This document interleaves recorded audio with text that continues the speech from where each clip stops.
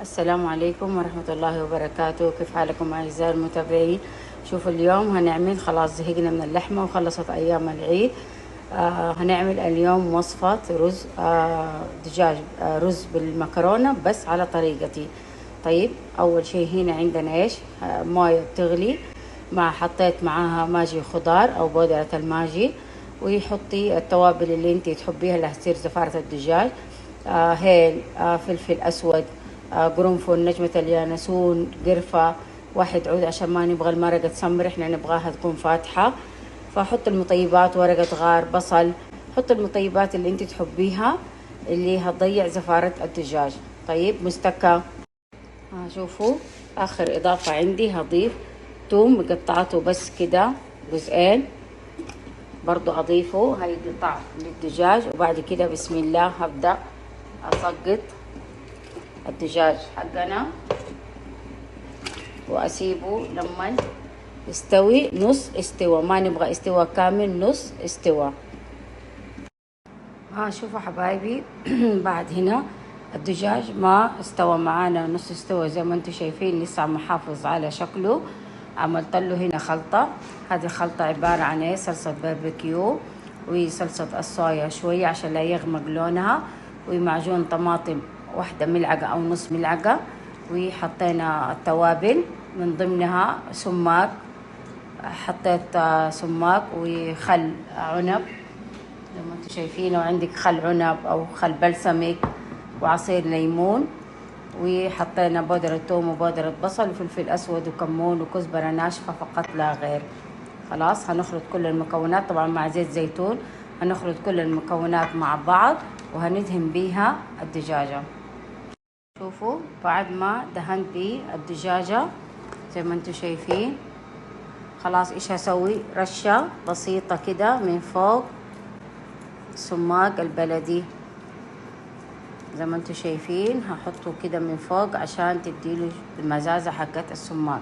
زي ما انتم شايفين رشة خفيفة كده من فوق بالسماق البلدي. يلا بينا هندخله الفرن. وهذا اللي بيجي معانا من الخلطة هنحطها على المكرونة. شوفوا يلا بينا هنعمل دحين المكرونة بعد ما تسلقيها هنعمل الصلصة حقتها.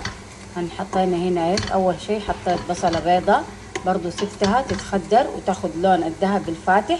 بعدين حطيت لها 3 فصوص ثوم طبعا حسب كميتك، وأسيبها زي ما انتم شايفين بدأت تشقر معانا، بس يعني تاخد لون كده أشقر فاتح. بعد كده هضيف لها ايش؟ الصلصة اللي احنا تبلنا بيها الدجاجة. خلاص زي ما انتم شايفين لسه شوية بس، خليها تبدأ تاخد اللون الذهبي، وهضيف لها على طول الصلصة اللي احنا تبلنا بيها الدجاجة. خلاص هي فيها كل التوابل وهي فيها كل شيء، هي اللي هنضيفها هنا. وبعدين على طول هضيف المكرونة اللي انا سلقتها. بعد ما دخلنا الدجاج الفرن يلا بينا دحين نعمل الرز هنعمل رز ابيض. خلاص كيف هنسويه؟ هنحط بصلة بيضة، الافضل تكون بصلة بيضة عشان لا تغمق. لو عندك بصل ابيض يكون افضل عشان ما يغمق الرز ولا يتغير لونه، يفضل ابيض.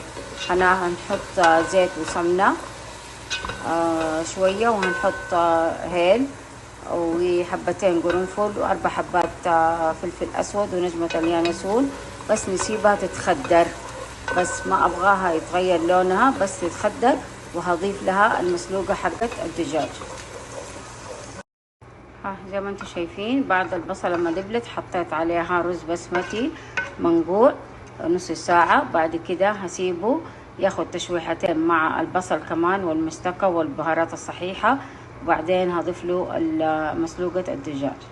طيبين يلا بينا هنشوف الرز حقنا. طبعا اليوم حبيت افاجئ اولادي وابين لهم كانه هذا الطبق جاي من برا وهو احنا عاملينه في البيت. غطيته وزينته ورتبته وغطيته، فهفاجئهم انه هو اصلا جاي من برا. يلا بينا هنقول بسم الله الرحمن، ما شاء الله تبارك الرحمن. شوفوا شكله وريحته ما شاء الله تبارك الرحمن. شايفين كيف؟ اللهم صل على النبي. كأنه جاي من برا. شوفوا كيف تبارك